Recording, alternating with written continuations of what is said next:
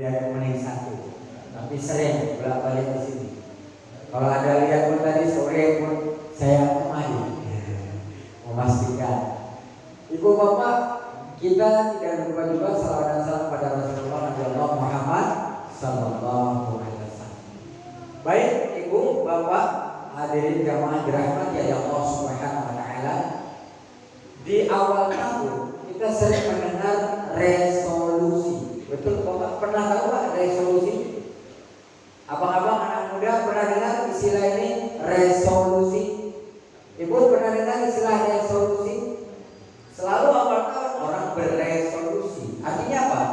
Resolusi itu ada keinginan dia untuk dia capai di tahun ini, di tahun 2023. Dia resolusinya kecenderungannya selalu begini. Saya ingin nambah rumah lagi. Saya pengen toko saya berkembang.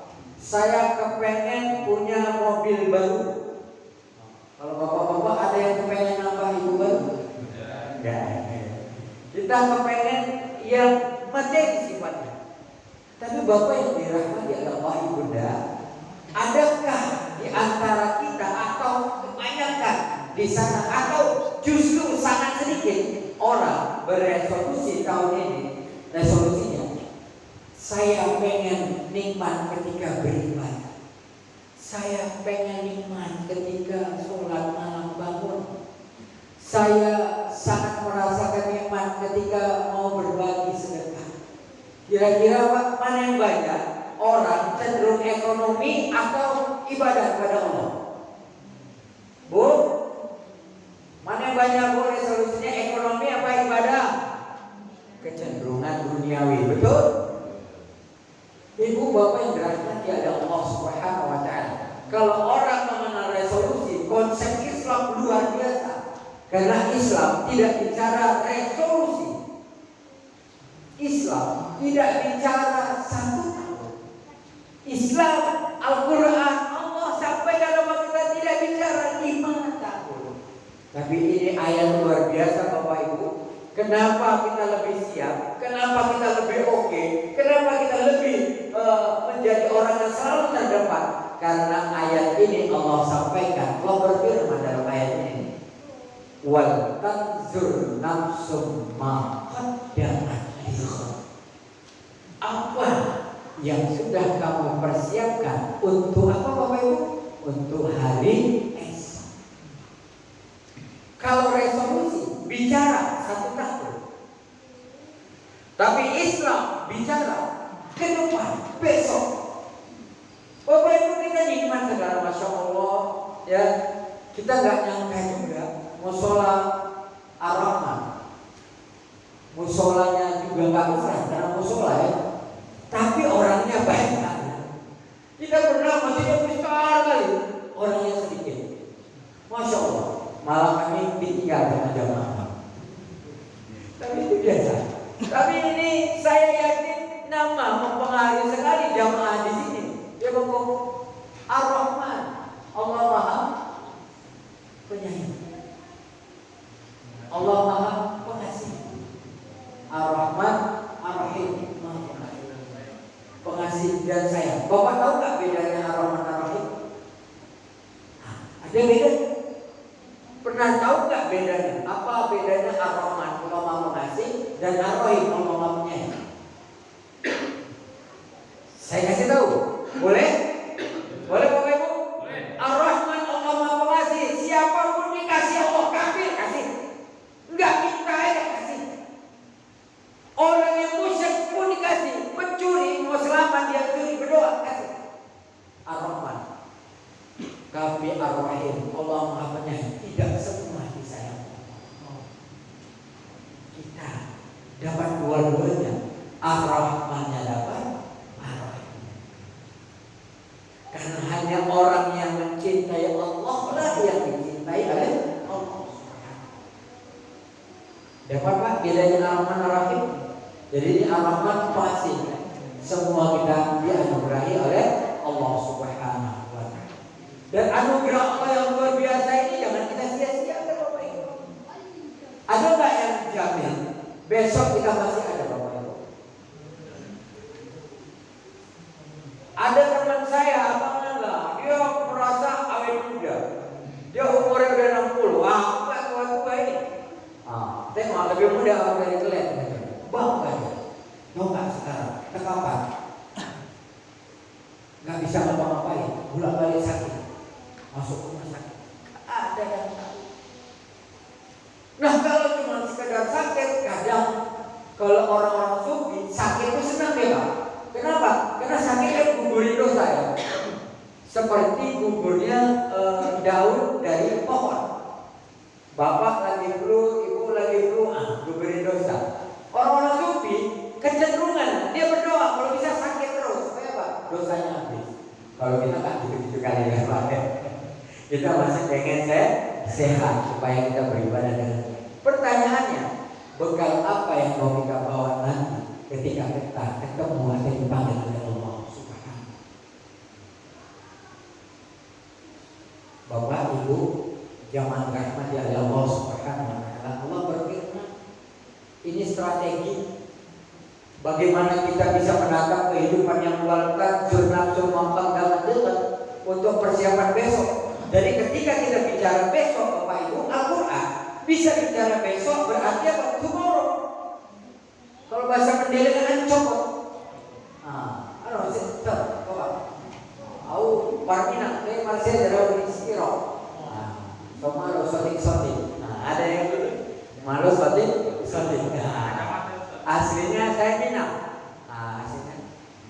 Wal tajud nafsun ma qaddamat lighad, untuk engkau untuk besok.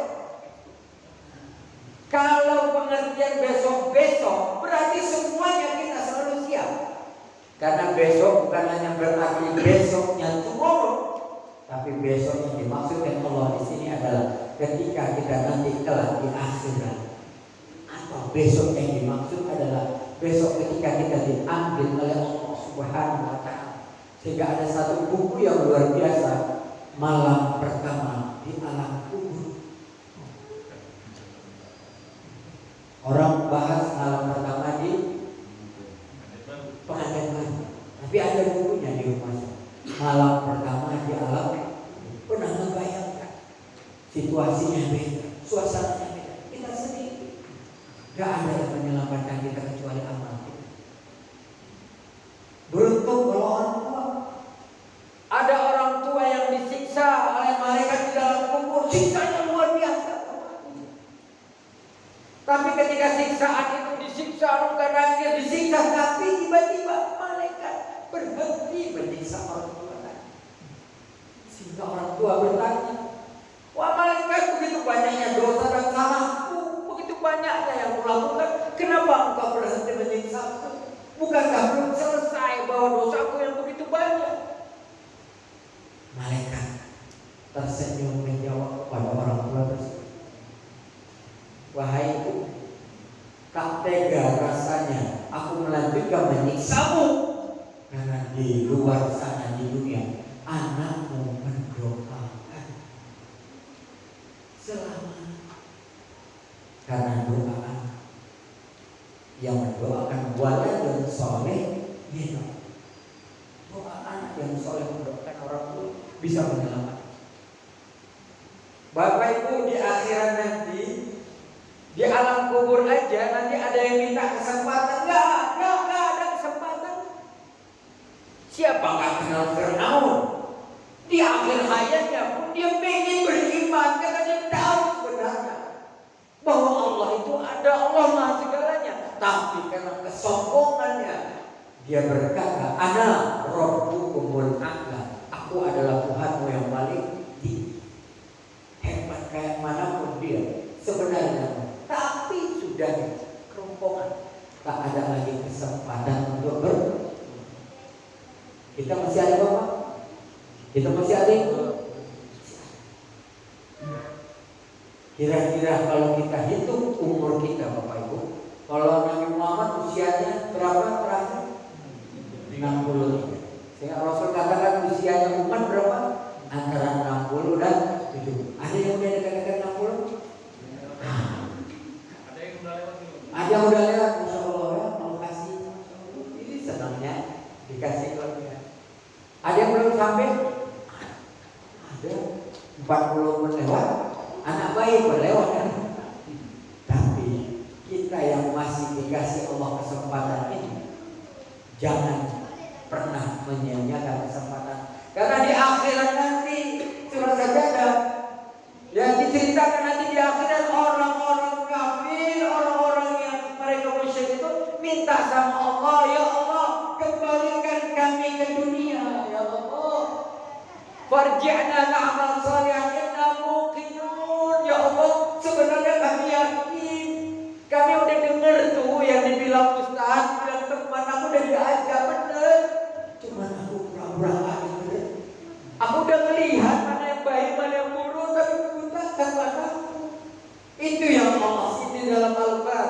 Walaqad jara'na li jahannama katsiran minal insi wal jin lahum qulubun la yafqahuna biha walau a'yunun la yubsiruna biha walau adhan la yasma'una biha ulaika kal an'am. Orang punya hati nggak punya perasaan. Orang punya mata tapi pura-pura buta, nggak ngeliat. Aku dulu. Orang punya telinga pura-pura peka, bolong. Kepala dia ada. Ulaika kal an'am, kata Allah. Mereka itu seperti binatang ternak. Binatang ternak ya Bapak, balhum adall, lebih parah daripada binatang. Jadi kalau ada orang yang nggak peduli, ada orang nggak tahu, orang sama sekali masa bodoh, maka Allah sindir dia, lebih buruk sifatnya dari binatang ternak.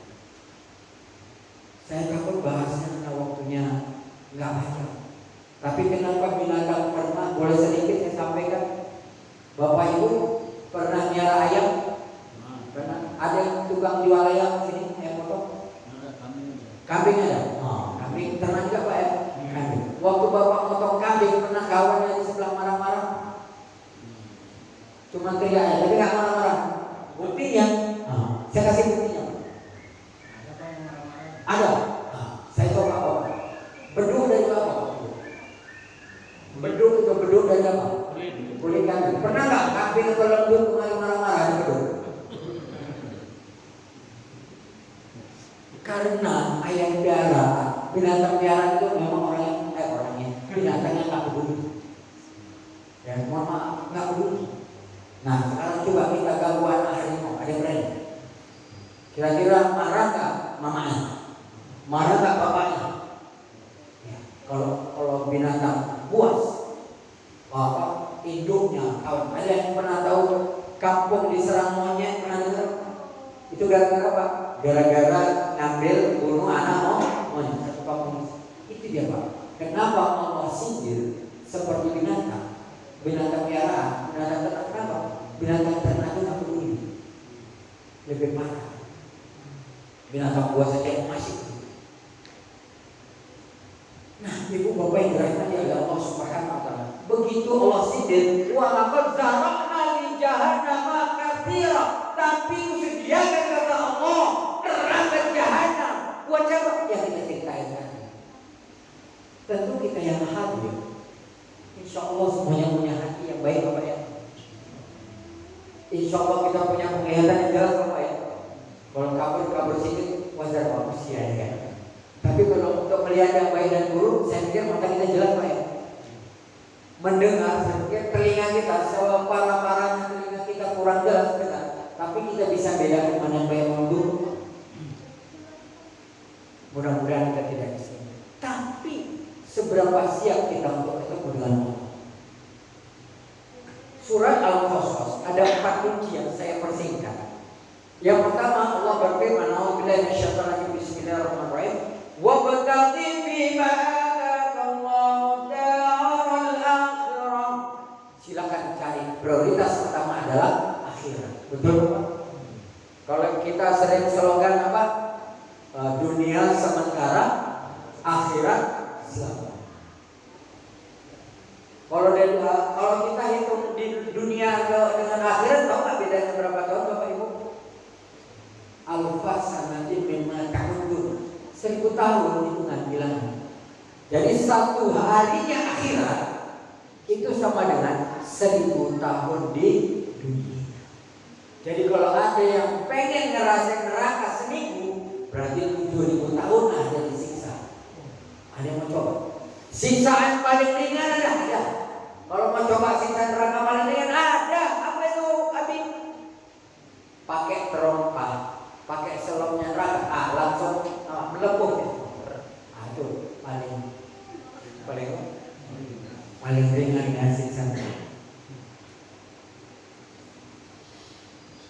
Jadi apa yang harus kita siapkan? Makanya tema hari ini bagaimana semua yang kita lakukan ujungnya untuk kebaikan kita akhirat. Kenapa? Wabtaghi bima ataqallahu darul akhirah. Kita cari akhirat yang pertama. Tetapi tidak boleh juga kita, mohon maaf, tidak juga boleh cuma berdoa saja, sholat saja, zikir aja, enggak ngapa-ngapain. Karena Allah mengingatkan, wala tansa nasibaka minad dunya. Jangan lupa kehidupan dunia. Kayak gini kehidupan dunia apa? Bu, dunia gak ini? Dunia, silaturahim, kerja. Masa saya gak apa-apa? Masa saya? Ayo. Ini masih ada nak? Boleh. Di luar aja. Masya Allah, senang ya. Ya, wala tansa nasibaka minad dunya. Kalau tadi fil amal, wa bataghi. Kaidah usul fikih al-asr bil amri lil wujub illa man dalil ala khilafi. Asal muasal kalau ada perintah dalam Al-Qur'an wajib. Kecuali memang ada dalil yang menafikan, yang membatalkannya. Tapi mencari akhirat wajib. Karena ujungnya nanti kelak kita di akhirat. Wal akhiratu khairun laka minal wal akhiratu khairu wa apa? Kita berkala. Sudah siapkah kita ketika kita dipanggil oleh Allah? Kuncinya kejar akhirat, jangan tinggalkan dunia. Dan yang ketiga, konsep yang ketiga, wa ahsin kama ahsanallahu ilaik. Nanti bisa dilihat di surat Al-Qasas ayat 77 ya. Berbuat baiklah ibu bapak, konsepnya hidup cuma ini. Cari akhirat, tidak tinggalkan dunia, baik-baik. Allah kasih. Ibu bapak pernah atau sering orang bisa tanya, Ustaz, saya kok kayaknya hidupnya menderita aja. Abi kayaknya saya cobaannya bertubi-tubi. Masa saya minta doa saya nggak pernah dikabulkan? Ada nggak ngomong gitu sama saya? Ada nggak ngomong kayak gitu sama ibu bapak? Tahu jawabannya, bapak ibu? Saya jawabnya sederhana. Kamu sudah berbuat baik apa hari ini? Kamu sudah melakukan kebaikan apa hari ini? Kenapa? Pertanyaan itu saya ajukan Bapak Ibu karena Allah mengingatkan dalam Al-Quran. Allah berfirman, man ja'a bil hasanah falahu asyru amsalha. Siapa yang berbuat satu aja kebaikan, siap-siaplah Allah kasih 10 kebaikan. Berapa kebaikan yang Allah kasih? 10. Kalau kita berbuat baik berapa kali? 1 kali. Contoh, Bapak Ibu senyum sama orang di tempat sekarang kan macet kali ya, medannya pening ya. Macetnya luar biasa, kereta aja macet, apalagi ini mobil kan. Semuanya lubang, semuanya ada perbaikan. Nah, saat panas, ketika kita masing-masing merasa gerah, ada emosi, kita boleh senyum sama orang lain, balas senyum nggak Bapak Ibu? Kalau kita pendelik, dia balas pendelik nggak? Kalau kita marah, kita balas marah nggak? Tapi kalau kita tersenyum Bapak Ibu, maka dia berbuat satu kebaikan. Nah, apalagi kita berbuat baik yang lain. Jadi kalau kita belum dapat dari Allah, kalau belum bisa diterima doa-doa kita, atau belum kejadian terwujud impian kita, melakukan yang terbaik. Jangan-jangan belum kuat baik kita untuk Allah atau untuk orang lain. Itu baru 10 Bapak. Bu, Ibu mau 10 apa mau 700? Kita udah paham ya Bapak-bapak, Ibu kalau duit lebih. Ada nggak pahalanya yang bisa 700 kali lipat? Pahala apa itu? Siapa yang menafkahkan rezekinya di jalan Allah, maka 1 yang dia kasih jadi 7 tangkai. Jadi 7 tadi masing-masing jadi 100, Berarti kalau dia ngasih satu saja di jalan Allah, satu yang dia kasih, Allah balas 700 kali. Bapak Ibu pernah ada dengar nggak? Coba saya minta dulu tanggapan. Pernah dengar nggak ada orang bangkrut miskin gara-gara banyak sedekah? Jadi negara? Ada nggak masjid jadi negara? Ada yang pernah sholat di situ, Bapak? Ibu? Ibu pernah ikut pengajian gabungan di situ? Masjid Jatinegara, masjid apa namanya? Sudirman Tamrin. Berapa orang yang membangun itu? Satu. Tambah miskin dia, bangun rumah sebelahnya lebih cantik lagi. Dan saya tahu rumah di mana-mana karena saya pernah dekat sama dia. Kalau udah duduk sama dia, uang kita tak laku, Pak. Duduk di warung, kita nggak usah sok ngeluarin duit, nggak usah sok kita mau beramal, nggak laku sama dia. Karena dia baru duduk udah DP sama yang tukang warung. Letaknya duitnya, ini oleh yang PA duitnya. Nggak mau miskinnya. Karena ini janji. Nah, berbuat baik, pertanyaan udah berbuat baik apa gitu? Berapa menit itu? 6 menit lagi. Saya cepat ya. Ibu, Bapak, saya mau kasih ilustrasi. Ini cepat ya. Kalau kita sholat tahajud, ada nggak pahalanya? Kalau kita berhenti sholat tahajud, ada nggak pahalanya? Ada. Nggak takut lagi, kaki kita sakit, malam kayak bangun, takut duduk. Jauh kali air nggak ada, mati pak, kayak kita sekarang. Di air tiap hari 50.000 Masya Allah. Tapi nggak pernah takut ya. Allah Maha Kaya. Udah, Ibu. Kalau kita baca Al-Quran, ada nggak pahala kita? Ada. Tapi ketika kita tidak baca Al-Quran, ada nggak pahalanya? Bapak, ketika kita puasa Senin Kamis, ada nggak pahalanya? Kita udah nggak puasa lagi, ada nggak pahalanya? Kita udah meninggal, ada nggak pahala kita lagi? Ibu, Bapak yang dirahmati oleh Allah Subhanahu wa taala, ayo sadar betul. Mari kita hisap, kan ada kita disuruh hisap ya. Hisaplah sebelum kamu dihisap. Ada nggak dengan istilah itu? Maksudnya apa? Kita hitung-hitung. Kita mulai taubat sama Allah itu berapa? Kita benar-benar beramal itu saat usia berapa? Ketertinggalan kita yang dulu-dulu itu berapa banyak? Atau dosa-dosa kita yang banyak itu? Masya Allah. Saya takut ceritain yang aneh-aneh. Saya takut nggak ceritain, nggak menceritain penyebabnya. Tapi ada orang yang dikubur baru 2 jam, anak muda hebat, dikubur 2 jam, dibongkar. Begitu dibongkar, tahu apa yang terjadi? Rambutnya hitam, dia matanya pecah baru 2 jam. Mulutnya hancur, perutnya udah terbuka. Tapi kemarin saya kuburin, hasil cerita, ikut kuburin. Masya Allah, mungkin tulang memang. Tapi kain kapan yang nggak rusak sama sekali. Enggak. Saya tanya, beli kain kafannya di mana? Orang pada ketawa. Kenapa kok tahan kainnya? Benar, bukan kainnya yang tahan. Ada amal dia membuat kain pun tidak mau dimakan oleh binatang. Jasadnya. Ibu bapak, kita nggak sanggup lagi puasa karena mungkin ada yang nggak tahan karena sakit lambung. Bukan cuma dispepsia, gangguan lambung, tapi gas kritis, udah luka lambung, udah lambung akut, nggak mampu lagi. Tapi kita pengen dapat pahala puasa, kenapa nggak kita kasih rumah-rumah yatim, pondok-pondok pesantren yang di dalamnya mereka anak-anaknya tiap Senin tiap kali puasa? Ada nggak pahala kita kalau kita kasih buat mereka? Gak apa-apa. Kenapa nggak kita lakukan? Kita nggak baca Al-Quran, tapi kita pengen pahala baca Al-Quran. Kenapa nggak kita kasih Al-Quran di rumah-rumah tahfiz? Mereka yang bergantian baca Al-Quran, nggak ada berhentinya itu. Pesantren Nur Al-Fatihah itu baca Al-Quran luar biasa. Itu anak tahfiz sudah hampir 29 orang 30 juz. Pesantrennya bidadari. Di pesantren-pesantren yang lain, Masya Allah, itu banyak anak-anak tahfiz yang mereka jam 3 udah bangun, mereka sholat malam. Kenapa nggak kita kasih mereka? Mereka bangun, mereka tahajud, kita dapat pahala. rumah singgah sahabat hijrah, anak-anaknya menghafal Al-Quran, belajar mengaji, mereka puasa Senin Kamis, Jumat salawatan, guru-gurunya yang selalu mendoakan donatur-donatur. Kenapa kita tidak bantu mereka?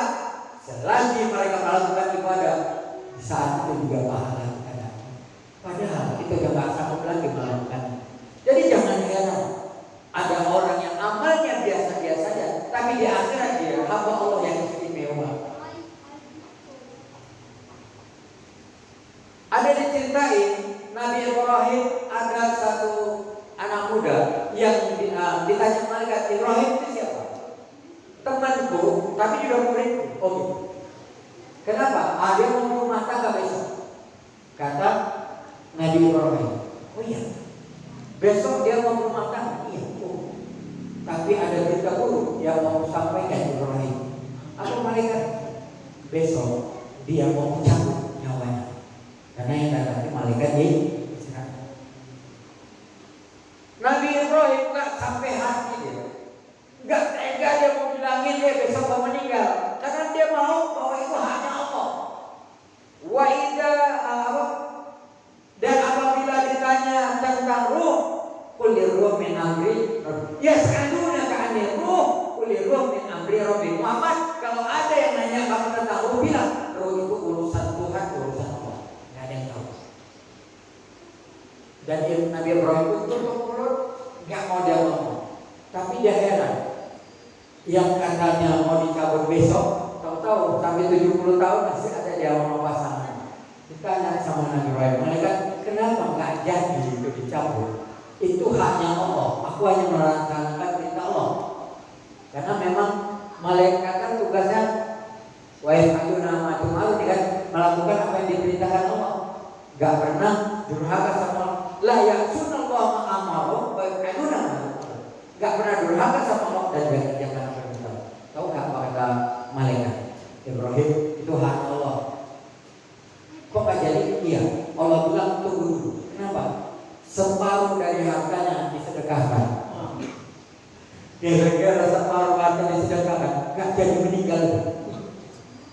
Ada yang mau meninggal gak ini? Separuh kasih, biar lama. Ini cerita Nabi Ibrahim. Ini benar. Bukankah sedekah bisa menolak bala? Bukankah sedekah juga bisa mengabulkan? Bukankah sedekah juga bisa menyembuhkan penyakit? Oh, kalau cerita sedekah luar biasa. Saya punya rumah yang aneh-aneh. Di rumah tempat kami numpang itu, ibu itu anaknya udah 2 tahun, anak menantunya nggak hamil-hamil. Begitu kami di dalamnya, dia kasih izin. Sekarang udah cucunya udah 4, berhamilan, lahir. Masya Allah. Kalau cerita sedekah luar biasa. Yuk Bapak Ibu yang dirahmati Allah Subhanahu wa taala. Wah, asik. Kapan lagi kita berbuat baik? Amin. Kenapa ya? Orang kok tidak udah tahu nih sedekah jariah menyelamatkan, udah tahu nih pahalanya itu meninggal pun kita masih ada pahala. Tapi kenapa orang nggak berbuat ini? Tahu nggak Bu? Kenapa? Karena manusia masih cinta sama dunia. Tahu nggak saking cintanya? Tapi dia bilang orang baik. Ngapain dia? Buat wasiat. Wasiat kalau aku meninggal nanti tanahnya dikasihkan ke tanah wakaf. Ya. Kenapa? Enggak sebelum meninggal. Kalau udah sebelum meninggal, bukan sedekah jariah lagi namanya. Kalau udah meninggal. Yuk, mari Bapak Ibu, mudah-mudahan dalam kesempatan ini kita ada tujuan juga untuk bisa membantu anak-anak yatim, membantu mereka untuk mewujudkan impian mendirikan pesantren buat anak-anak yatim. Mudah-mudahan Bapak mungkin gak tergerak dari kita semua, mungkin ada sebagian rezeki.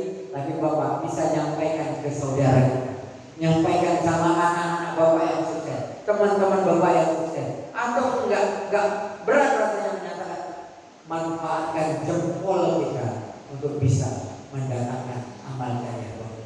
Terima kasih. Dan konsep terakhir adalah wala tabghil fasad, jangan rusak. Cari akhirat, jangan tinggal dunia baik-baik aja, ya udah baik, jangan dirusak. Ila di kaum masalah. Assalamualaikum.